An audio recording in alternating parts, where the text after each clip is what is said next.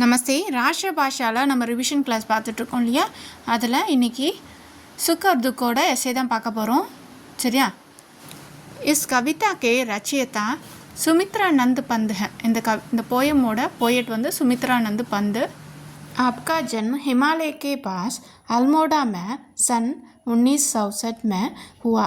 அவருடைய பர்த் எப்போ அப்படின்னா அல்மோடாவில் ஹிமாலயக்கு நியர்பை இருக்க அல்மோரா அந்த பிளேஸில் பிறந்திருக்காரு.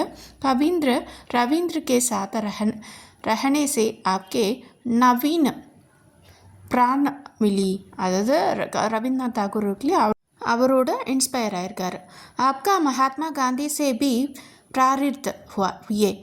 அவங்க மகாத்மா காந்தி இருக்கார் இல்லையா, அவர் கூடயும் சேர்த்து அவர் மேலேயும் கொண்டு இன்ஸ்பயர் ஆயிருக்காரு. इस कविता में कवि संदेश देती हैं कि जीवन में सुख और दुख दोनों की मिक्सन रहना है. கவி இதில் சொல்கிறாரு, போயமில் என்ன சொல்கிறாரு, லைஃப்பில் துக்கமும் சுகமும் மிக்ஷன் கலந்துருக்கும் வேணும் அப்படின்னு சொல்கிறாரு. मुझे सदा के लिए सुख नहीं चाहिए, सदा के लिए दुख भी नहीं चाहिए. எப்பயுமே ஹாப்பியாக இருக்கவும் வேண்டாம், எப்பயுமே சேடாக இருக்கவும் வேண்டாம். सुख और दुख के अंगों मिचोनी का खेल ही जीवन को आनंदमय बनाता है. ரெண்டும் கலந்துருந்தால் தான் நம்ம லைஃப்